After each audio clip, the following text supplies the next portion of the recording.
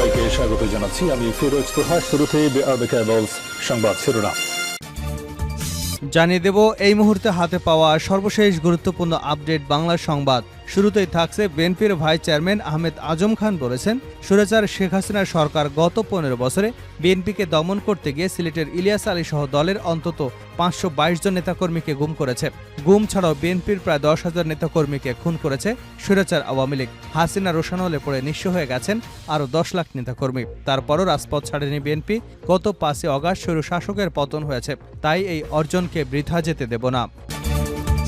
এবারে জানাবো হাসিনার মন্ত্রীদের মধ্যে এ পর্যন্ত যারা গ্রেপ্তার হলেন। তারকা রাজনৈতিক ও বুদ্ধিজীবীদের মধ্যে সবশেষ ৭১-এর ঘাতক দালাল নির্মূল কমিটির উপদেষ্টা মণ্ডলীর সভাপতি শাহরিয়ার কবির ও সাবেক রেলমন্ত্রী নুরুল ইসলাম সুজনকে গ্রেপ্তার করেছে পুলিশ। সোমবার রাত সোয়া 12টার দিকে ঢাকার বনানী বাসা থেকে কবিরকে গ্রেপ্তার করা হয়। প্রিয় দর্শক, আওয়ামী লীগের কোন কোন নেতা পর্যন্ত গ্রেপ্তার হয়েছেন, কতবার রিমান্ড খেটেছেন, কোথায় কার অবস্থান রয়েছে, এ বিষয়ে জানতে সঙ্গে থাকুন। জানাবো বিদ্যুৎ সংযোগ বিচ্ছিন্ন করাকে কেন্দ্র করে সংঘর্ষ, নিহত 1। গোপালগঞ্জের মুকসুদপুরে বিদ্যুৎ সংযোগ বিচ্ছিন্ন করাকে কেন্দ্র করে দু গ্রুপের মধ্যে সংঘর্ষের ঘটনা ঘটেছে। এ ঘটনায় সতীশ রায় নামে একজন নিহত হয়েছেন, আহত হয়েছেন আরও 5 জন। মঙ্গলবার রাতে মুকসুদপুর উপজেলার ননিখির ইউনিয়নের মহিষতলী গ্রামে এ সংঘর্ষের ঘটনা ঘটে। জানিয়ে দেব এবারের ফ্যাসিবাদ বিরোধী সংগ্রাম 16 বছর ও 36 দিনের। বিএনপির স্থায়ী কমিটির সদস্য নজরুল ইসলাম খান বলেছেন, ছাত্র শ্রমিক জনতার গণঅভ্যুত্থান একদিনে সংগঠিত হয়নি। এর পেছনে রয়েছে রাজনৈতিক দলসমূহ এবং জনগণের বহু বছরের মরণপ্রণ লড়াই সংগ্রাম। এবারকার ফ্যাসিবাদ বিরোধী সংগ্রাম 16 বছর এবং 36 দিনের। হঠাৎ কোনো ঘটনা সংঘটিত হয়নি। এদিকে মিয়ানমার থেকে ছোড়া গুলি লাগলো টেকনাফ বন্দর ভবনে। মিয়ানমারের সীমান্তে লালদ্বীপ থেকে ছোড়া গুলি কক্সবাজারের টেকনাফের স্থলবন্দরের অফিস ভবনের জানালা ও পাশের একটি ট্রাকের সামনের কাছে লেগেছে। বুধবার দুপুরের দিকে ঘটনা ঘটেছে বলে নিশ্চিত করেছে টেকনাফ উপজেলা নির্বাহী কর্মকর্তা মোহাম্মদ আদনান চৌধুরী। এবং সর্বশেষ জানাবো আন্তর্জাতিক সংবাদ। ইসরায়েলের উপর হামলা বন্ধ করলে হুতিকে স্বীকৃতি দেবে যুক্তরাষ্ট্র।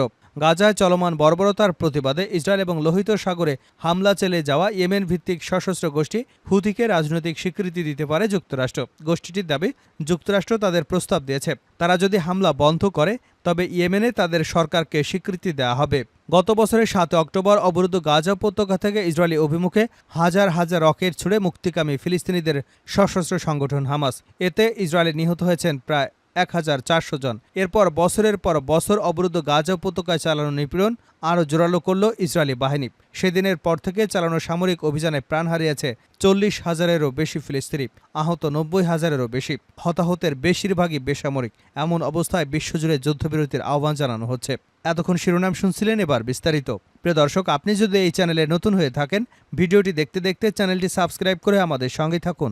আর এই ভিডিও সম্পর্কে আপনি আপনার মূল্যবান মতামতটি কমেন্ট বক্সে জানিয়ে দিন। আর হ্যাঁ প্রিয় দর্শক, জানিয়ে দিন ভিডিওটি কোথা থেকে দেখছেন।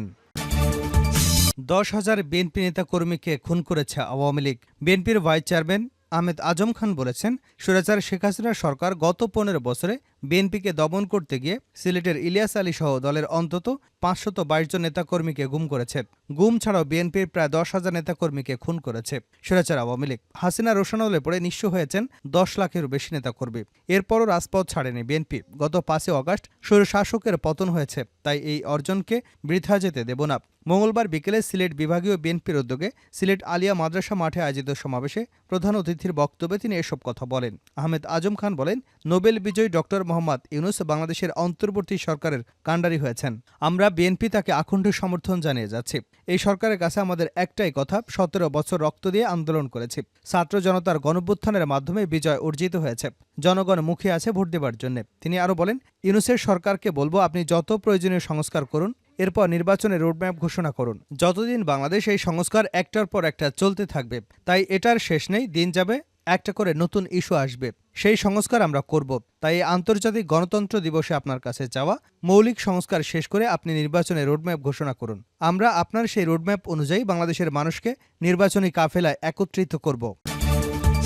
হাসিনার মন্ত্রীদের মধ্যে এ পর্যন্ত যারা যারা গ্রেপ্তার হলেন, তারকা রাজনৈতিক এবং বুদ্ধিজীবীদের মধ্যে সবশেষ ৭১-এর ঘাতক দালাল নির্মূল কমিটির উপদেষ্টা মণ্ডলীর সভাপতি শাহরিয়ার কবির ও সাবেক রেলমন্ত্রী মোহাম্মদ নুরুল ইসলাম সুজনকে গ্রেপ্তার করেছে পুলিশ। সোমবার রাত সোয়া 12টার দিকে ঢাকার বনানী বাসা থেকে কবিরকে গ্রেপ্তার করা হয়। এর আগে সোমবার রাত 10টার দিকে সাবেক রেলমন্ত্রী নুরুল ইসলামকে গ্রেপ্তার করেছে ঢাকা মহানগর পুলিশ। ডিএমপির ওয়ারি বিভাগের উপকমিশনার মোহাম্মদ সালেহ উদ্দিনের বরাতে খবরগুলোতে বলা হয়েছে, শ্যামলীর বাংলাদেশ স্পেশালাইজড হাসপাতাল থেকে তাকে গ্রেপ্তার করা হয়েছে। যাত্রাবাড়িতে ইমরান হোসেন নামের এক তরুণ হত্যা মামলায় গ্রেপ্তারের ঘটনা ঘটে। গত 1 সেপ্টেম্বর ইমরান হোসেনের মা কোহিনুর আক্তার বাদী হয়ে যাত্রাবাড়ি থানায় ওই মামলাটি দায়ের করেন। সেখানে সাবেক আইনমন্ত্রী শফিক আহমেদ, সাবেক অ্যাটর্নি জেনারেল এম আমিনউদ্দিন সহ মোট 297 জনকে আসামি করা হয়েছে বলে গণমাধ্যমে এসেছে। শাহরিয়ার কবিরকে রমনা থানায় দায়ের করা মামলায় গ্রেপ্তার করা হলেও তার নামে ঢাকার একাধিক থানায় কয়েকটি মামলা দায়ের করা হয়েছে বলে জানা গেছে। গত 20 অগাস্ট হেফাজতের যুগ্ম মহাসচিব মুফতি হারুন ইজাহার চৌধুরী আন্তর্জাতিক অপরাধ ট্রাইব্যুনালে 2013 সালে 5 মে মতিঝিলের শাপলা চত্বরে হেফাজতে ইসলামের সমাবেশে মানবতা বিরোধী অপরাধ ও গণহত্যার অভিযোগ দায়ের করেন। সেখানে সাবেক প্রধানমন্ত্রী শেখ হাসিনা সহ মোট 24 জনকে অভিযুক্ত করা হয়। সেই 24 জনের মধ্যে 71-এর ঘাতক দালাল নির্মূল কমিটির শাহরিয়ার কবিরের নামও রয়েছে। এদিকে মোহাম্মদ নুরুল ইসলাম সুজনকে যাত্রাবাড়ি থানায় দায়ের করা যে হত্যা মামলায় গ্রেপ্তার করা হয়েছে, সে মামলায় মোট 297 জনকে আসামি করা হয়েছে। সেখানে সাবেক আইনমন্ত্রী শফিক আহমেদ, সাবেক অ্যাটর্নি জেনারেল এম আমিনউদ্দিন, সাবেক তথ্য প্রতিমন্ত্রী মোহাম্মদ আরাফাত, সাবেক মন্ত্রী তাজুল ইসলাম, সালমান এফ রহমান সহ সাবেক প্রধানমন্ত্রী শেখ হাসিনা, আওয়ামী লীগের সাধারণ সম্পাদক ওবায়দুল কাদের সহ অনেকের নাম রয়েছে। তবে এই মামলায় অভিযুক্তদের মধ্যে একাধিক সাংবাদিকের নামও রয়েছে। বিশেষ করে 71 টেলিভিশনের একাধিক সাবেক ও বর্তমান সাংবাদিক, সময় টেলিভিশনের সাবেক ব্যবস্থাপনা পরিচালক আহমেদ জোবায়ের, এটিএন নিউজের বর্তমান ও সাবেক বার্তা প্রধান মুন্নী সাহাব। গত 5 অগাস্ট শেখ হাসিনার পতনের পর থেকে এখন পর্যন্ত আওয়ামী লীগের 2 ডজনেরও বেশি মন্ত্রী, সংসদ সদস্য, উপদেষ্টা ও শীর্ষ পর্যায়ের নেতাদের গ্রেপ্তার করা হয়েছে। এদের মধ্যে রয়েছেন সাবেক আইনমন্ত্রী আনিসুল হক, সাবেক প্রধানমন্ত্রীর বেসরকারি শিল্প বিনিয়োগ উপদেষ্টা সালমান এফ রহমান, শেখ হাসিনার সাবেক জ্বালানি খনি সম্পদ প্রতিমন্ত্রী তৌহিদ ইলাহি চৌধুরী ও সাবেক জনপ্রশাসন মন্ত্রী ফরহাদ হোসেন রয়েছেন। গতকাল সোমবার তৌফিক ইলাহি চৌধুরীকে রিমান্ড শেষে কারাগারে পাঠানো হয়েছে।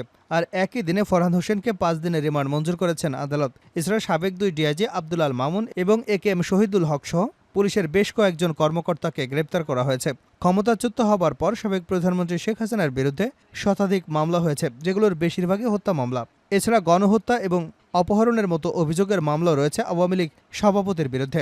এসব মামলার আসামির তালিকায় তার বোন রেহানা, ছেলে সজীব ওয়াজেদ জয়, মেয়ে সাইমা ওয়াজেদ পুতুলের নামও রয়েছে। একইভাবে নাম রয়েছে আওয়ামী লীগের শীর্ষ অনেক নেতার। তাদের মধ্যে গত 5 অগাস্ট শেখ হাসিনা পদত্যাগ করে ভারতে পালিয়ে যাওয়ার পরপরই হজরত শাহজালাল আন্তর্জাতিক বিমানবন্দর হয়ে দেশত্যাগের চেষ্টা করেন তার আওয়ামী লীগ সরকারের মন্ত্রিসভার একাধিক সদস্য। সাবেক তথ্য প্রযুক্তি প্রতিমন্ত্রী জুনায়েদ আহমেদ পলককে বিমানবন্দর থেকে আটকের খবর পাওয়া যায়। যদিও পরবর্তীতে জুনায়েদ আহমেদ পলক, ছাত্রলীগ নেতা তানভীর হাসান সৈকত ও সাবেক ডেপুটি স্পিকার শামসুল হক টুকুকে একই দিনে খিলক্ষেত থানার নিকুঞ্জ আবাসিক এলাকা থেকে আত্মগোপনে থাকা অবস্থায় গ্রেপ্তার দেখানো হয়। এদিকে সরকার পতনের পর আওয়ামী লীগ সভাপতি শেখ হাসিনা সহ দলের অনেক নেতার বিরুদ্ধে হত্যা, গুম ইত্যাদি মামলা করা হয়েছে। তাদের অনেকে টিপু মুন্সির মতো গ্রেপ্তার করা হয়েছে, অনেককে রিমান্ডে নেওয়া হয়েছে। সাবেক শিক্ষামন্ত্রী ডক্টর দীপুমণি, আওয়ামী লীগের সাংগঠনিক সম্পাদক আহমেদ হোসেন, সাবেক মুক্তিযুদ্ধ বিষয়ক প্রতিমন্ত্রী এবি তাজুল ইসলাম, সাবেক তথ্যমন্ত্রী হাসানুল হক ইনু, সাবেক পর্যটন ও বেসামরিক বিমান চলাচল মন্ত্রী রাশেদ খান মিনানও গ্রেপ্তার হয়েছেন। সরকারের মন্ত্রী, প্রতিমন্ত্রী এবং আওয়ামী লীগের নেতৃবৃন্দদের যেমন গ্রেপ্তার হয়েছেন, তেমনি সাবেক অনেক কর্মকর্তাও আটক হয়েছেন। এদের মধ্যে অন্যতম আলোচিত সেনা কর্মকর্তা ন্যাশনাল টেলিকমিউনিকেশন মনিটরিং সেন্টারের মহাপরিচালক major general Ziaul Ahsan. 5 August সরকার পতনের পর তাকে চাকুরি থেকে অব্যাহতি দেওয়া হয়। সেই সঙ্গে চট্টগ্রাম বন্দরের সদ্য সাবেক chairman rear admiral Mohammad Sohail, যিনি একসময় র্যাবে কর্মরত ছিলেন, তাকেও আটক করা হয়েছে। তবে বাংলাদেশ কোটা বিরোধী আন্দোলনের সময় নিহতের ঘটনাকে ঘিরে যেভাবে আওয়ামী লীগ নেতাকর্মীকে গ্রেপ্তারের ঘটনা ঘটেছে, তার সমালোচনাও করেছেন অনেকেই। বিদ্যুৎ সংযোগ বিচ্ছিন্ন করাকে কেন্দ্র করে সংঘর্ষ, নিহত 1। গোপালগঞ্জের মুকসুদপুরে বিদ্যুৎ সংযোগ বিচ্ছিন্ন করাকে কেন্দ্র করে 2 গ্রুপের মধ্যে সংঘর্ষের ঘটনা ঘটেছে। এ ঘটনায় সতীশ রায় নামে একজন নিহত হয়েছেন, আহত হয়েছেন আরও 5 জন। মঙ্গলবার রাতে মুকসুদপুর উপজেলার ননিখির ইউনিয়নের মহিষতলী গ্রামে সংঘর্ষের ঘটনা ঘটে। নিহত সতীশ রায় 55, উপজেলার মহিষতলী গ্রামের শরৎ রায় ছেলে। মুকসুদপুর থানার ওসি মোস্তফা কামাল বিষয়টি নিশ্চিত করে বলেন, বিদ্যুৎ সংযোগ বিচ্ছিন্ন করাকে কেন্দ্র করে ওই গ্রামের সুদীপ মৌলিক এবং মিলন মণ্ডলের মধ্যে কথা কাটাকাটি হয়। এক পর্যায়ে 2 বংশের লোকজনের মধ্যে লাঠি সোঁটা নিয়ে সংঘর্ষ শুরু হয়। এ সময় একই গ্রামে সতীশ রায় সংঘর্ষ ঠেকাতে গেলে পেছন থেকে কেউ একজন তার মাথায় আঘাত করে তিনি মারাত্মক আহত হন। আহত অবস্থায় উদ্ধার করে মুকসুদপুর উপজেলা স্বাস্থ্য কমপ্লেক্সে নেওয়া হলে চিকিৎসক মৃত ঘোষণা করেন। তিনি বলেন, নিহতের লাশ উদ্ধার করে গোপালগঞ্জ সদর হাসপাতালের মর্গে পাঠানো হয়েছে। এ ঘটনায় মামলা করা হলে আইনি ব্যবস্থা গ্রহণ করা হবে।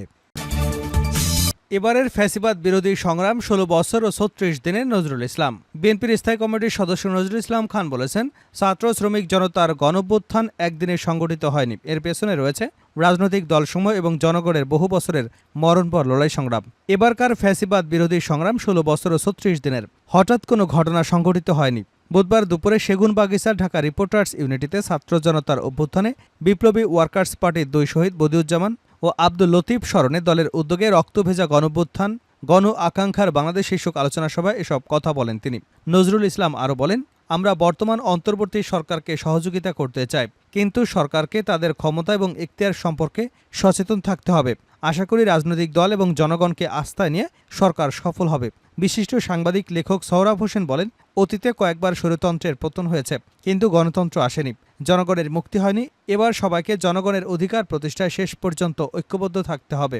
সভাপতির বক্তব্যে বিপ্লবী ওয়ার্কার্স পার্টির সাধারণ সম্পাদক সাইফুল হক বলেন, অন্তর্বর্তী সরকারের অগ্রাধিকার কাজ সম্পর্কে অস্পষ্টতার পাশাপাশি সমন্বয়হীনতাও দেখা যাচ্ছে। আত্মবিশ্বাসের ঘাটতি পরিলক্ষিত হচ্ছে। অন্তর্বর্তী সরকার যাতে আবার বিশেষ কোনো স্বার্থন্বেষী মহলের কাছে কোনোভাবে জিম্মি হয়ে না পড়ে তা নিশ্চিত করতে হবে। প্রশাসনে যে অস্থিরতা চলছে তা অবিলম্বে বন্ধ করতে হবে। তিনি বলেন, অন্তর্বর্তী সরকারকে নানা উস্কানি, অনৈতিক চাপ এবং প্রভাব মোকাবিলা করে তার নিরপেক্ষ চরিত্র বজায় রাখতে হবে। সরকার বিতর্কিত হলে পরবর্তী জাতীয় নির্বাচন প্রশ্নবিদ্ধ হবে। সাইফুল হক আশু গুরুত্বপূর্ণ সংস্কারের উদ্যোগের পাশাপাশি যৌক্তিক সময়ের মধ্যে অবাধ ও নিরপেক্ষ নির্বাচন অনুষ্ঠানের প্রস্তুতি নিতেও সরকারের প্রতি আহ্বান জানিয়েছেন।